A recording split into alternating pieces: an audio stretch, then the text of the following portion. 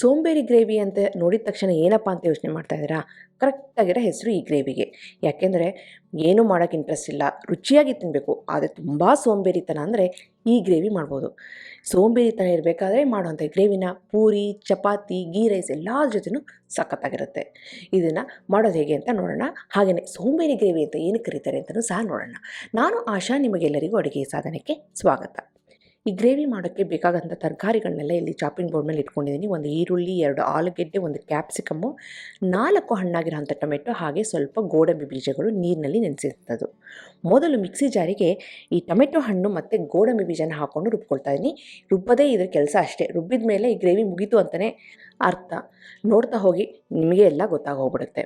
ಇವಾಗ ರುಬ್ಬಿದಂಥ ಟೊಮೆಟೊ ಮತ್ತು ಗೋಡಂಬಿ ಬೀಜನ ಒಂದು ಪಾತ್ರೆಗೆ ಹಾಕ್ಕೊಳ್ತಾ ಇದ್ದೀನಿ. ಅದಕ್ಕೇ ನಾವು ಇಲ್ಲಿ ಈರುಳ್ಳಿ, ಕ್ಯಾಪ್ಸಿಕಮ್ಮು, ಆಲೂಗೆಡ್ಡೆ ಎಲ್ಲನೂ ಕತ್ತರಿಸ್ಕೊಂಡು ಸೇರಿಸ್ಕೊಳ್ಳೋಣ. ಈರುಳ್ಳಿ ಮಾತ್ರ ಕತ್ತರಿಸಿದ ಮೇಲೆ ಡೈರೆಕ್ಟಾಗಿ ಹಾಕಬೇಡಿ. ಈ ರೀತಿ ಎಲೆ ಎಲೆಯಾಗಿ ಬಿಡಿಸಿ ಚೆನ್ನಾಗಿ ಬರುತ್ತೆ, ಉದ್ದುದ್ರಾಗಿರುತ್ತೆ. ಹಾಗೆಯೇ ಈ ಗ್ರೇವಿನೂ ತುಂಬಾ ಚೆನ್ನಾಗಿ ಬರುತ್ತೆ. ಕ್ಯಾಪ್ಸಿಕಮ್ನೂ ಸಹ ಈರುಳ್ಳಿ, ಆಲೂಗೆಡ್ಡೆನೂ ಎಲ್ಲ ಒಂದೇ ಸೈಜಾಗಿ ಕಟ್ ಮಾಡ್ಕೊಳ್ತಾ ಇದ್ದೀನಿ.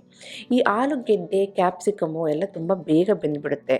ಹಾಗಾಗಿ ಈ ಸೋಂಬೇರಿ ಗ್ರೇವಿಗೆ ನೀವು ತರಕಾರಿ ಹಾಕಬೇಕಾದ್ರೆ ಬೇಗ ಬೇಯುವಂಥ ತರಕಾರಿ ಹಾಕಿ. ಈ ಆಲೂಗೆಡ್ಡೆ ಸ್ವಲ್ಪ ಬೇಗ ಬೇಯುತ್ತೆ. ಇದ್ರ ಜೊತೆ ನೀವು ಕಾಲಿಫ್ಲವರ್ನ ಸೇರಿಸ್ಬೋದು, ಕ್ಯಾರೆಟನ್ನು ಸೇರಿಸ್ಬೋದು. ಇಂಥ ತರಕಾರಿಗಳನ್ನ ಹಾಕಿ ಸ್ವಲ್ಪ ಗಟ್ಟಿ ತರಕಾರಿಗಳನ್ನ ಅವಾಯ್ಡ್ ಮಾಡಿ.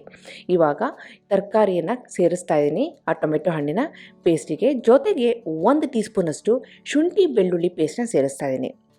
ಜೊತೆಗೆ ಈ ಗ್ರೇವಿಗೆ ಖಾರಕ್ಕೆ ಅಂತ, ರುಚಿಗೆ ಅಂತ ಸ್ವಲ್ಪ ಪುಡಿಗಳನ್ನ ಸೇರಿಸಬೇಕಾಗುತ್ತೆ. 1 ಟೇಬಲ್ ಸ್ಪೂನಷ್ಟು ಕೆಂಪು ಖಾರದ ಪುಡಿ, ಗರಂ ಮಸಾಲೆ 1 ಟೀ ಸ್ಪೂನಷ್ಟು, ಹಾಗೆಯೇ 1/4 ಟೀ ಸ್ಪೂನಷ್ಟು ಅರಿಶಿನ ಪುಡಿ, ಒಳ್ಳೆ ಬಣ್ಣ ಕೊಡುತ್ತೆ. ರುಚಿಗೆ ತಕ್ಕಷ್ಟು ಉಪ್ಪಿನ ಪುಡಿ, ಇಷ್ಟನ್ನು ಸೇರಿಸಿ ಲೈಟಾಗಿ ಮಿಕ್ಸ್ ಮಾಡ್ತಾ ಇದ್ದೀನಿ. ಇಷ್ಟಿದ್ರೆ ಸಾಕು. ಇದ್ರ ಜೊತೆಗೆ ನೀವು ಪನ್ನೀರನ್ನು ಸಹ ಸೇರಿಸ್ಕೋಬೋದು. ಇವತ್ತು ನಾನು ಪನ್ನೀರನ್ನ ಸೇರಿಸ್ತಾ ಇದ್ದೀನಿ. ಹಾಗೆಯೇ ಈ ಗ್ರೇವಿಗೆ ಒಂದು ರಿಚ್ನೆಸ್ ಫ್ಲೇವರ್ ಬರಲಿ, ಸ್ವಲ್ಪ ಲೈಟಾಗಿ ಹುಳಿ ಇರಲಿ, ಸ್ವಲ್ಪ ಕ್ರೀಮಿ ಆಗಿರಲಿ ಅಂತಂದ್ಬಿಟ್ಟು ಕೆನೆ ಆಗಿರುವಂಥ ಗಟ್ಟಿ ಮೊಸರು 1 ಕಪ್ಪನ್ನು ಸೇರಿಸ್ತಾ ಇದ್ದೀನಿ. ಇಷ್ಟನ್ನು ಹಾಕಿ ಚೆನ್ನಾಗಿ ಮಿಕ್ಸ್ ಮಾಡಿಬಿಟ್ಟು ಒಂದು 10 ನಿಮಿಷ ಹಾಗೆ ಇಡೋಣ. ಏನಿಲ್ಲ, ಟೊಮೆಟೊ ಹಣ್ಣು ಗೋಡಂಬಿ ಪೇಸ್ಟ್ ಮಾಡಾಯಿತು. ಅದಕ್ಕೆ ಬೇಕಾಗಿರೋಂಥ ತರಕಾರಿಗಳನ್ನ ಸೇರಿಸಿ, ಪುಡಿಗಳನ್ನ ಸೇರಿಸಿ ಚೆನ್ನಾಗಿ ಮಿಕ್ಸ್ ಮಾಡಿ ಇಡ್ತಾ ಇದ್ದೀನಿ. ಇದು 10 ನಿಮಿಷ ಹಾಗೆ ಇರಲಿ. ಇವತ್ತಿನ ಈ ಸೋಂಬೇರಿ ಗ್ರೇವಿ ಮಾಡೋದಕ್ಕೆ ನಾನು ಅಗ್ಯಾರ್ ಅವರ ಟ್ರೈಪ್ಲೈ ಸ್ಟೀಲ್ ಕಡಾಯಿನಲ್ಲಿ ಮಾಡ್ತಾಯಿದ್ದೀನಿ. ಈ ಗ್ರೇವಿಗೆ ಮಾತ್ರ ತುಂಬ ಮುಖ್ಯ ಏನು ಅಂತಂದರೆ ದಪ್ಪ ತಳದ ಪಾತ್ರೆ ತೊಗೊಳ್ಳೋದು. ಅದಂತೂ ತುಂಬಾ ಮುಖ್ಯ. ಈ ಪಾತ್ರೆಗೆ 1 ಟೇಬಲ್ ಸ್ಪೂನಷ್ಟು ಎಣ್ಣೆ ಹಾಕಿ, ಅದಕ್ಕೆ ಸ್ವಲ್ಪ ಜೀರಿಗೆ, ಚಕ್ಕೆ, ಲವಂಗ, ಜಾವಿತ್ರಿ, ನಿಮ್ಮ ಮನೇಲಿ ಏನು ಡ್ರೈ ಮಸಾಲೆ ಇದೆ ಅದನ್ನು ಹಾಕ್ಬೋದು. ಇಲ್ಲಾಂದರೆ ಬರೀ ಜೀರಿಗೆನ ಹಾಕ್ಬೋದು, ಪ್ರಾಬ್ಲಮೇ ಇಲ್ಲ. ಡ್ರೈ ಮಸಾಲೆ ಹಾಕಿದ್ರೆ ಸ್ವಲ್ಪ ರುಚಿಯಾಗಿರುತ್ತೆ.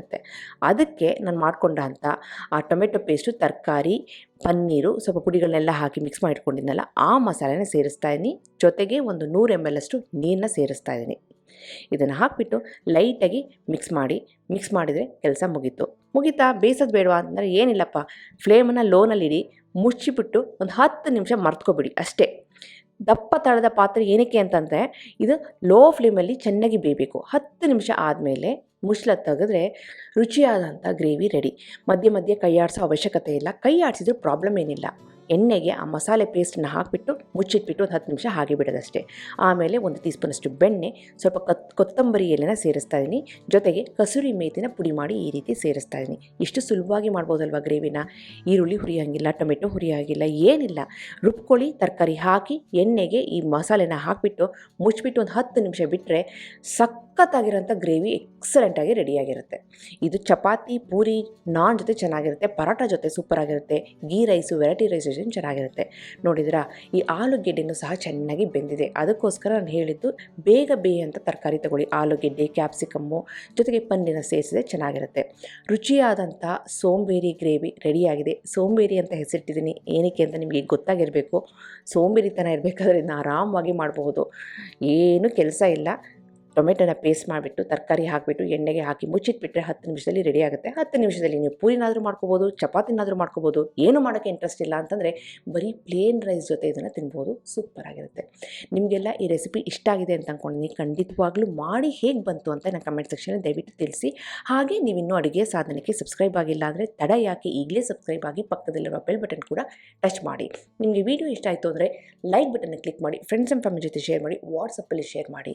ಮತ್ತೊಂದು ಇಂಟ್ರೆಸ್ಟಿಂಗ್ ರೆಸಿಪಿಯೊಂದಿಗೆ ಭೇಟಿ ಆಗ್ತೇನೆ. ಎಲ್ಲರಿಗೂ thank you. Bye bye. See you.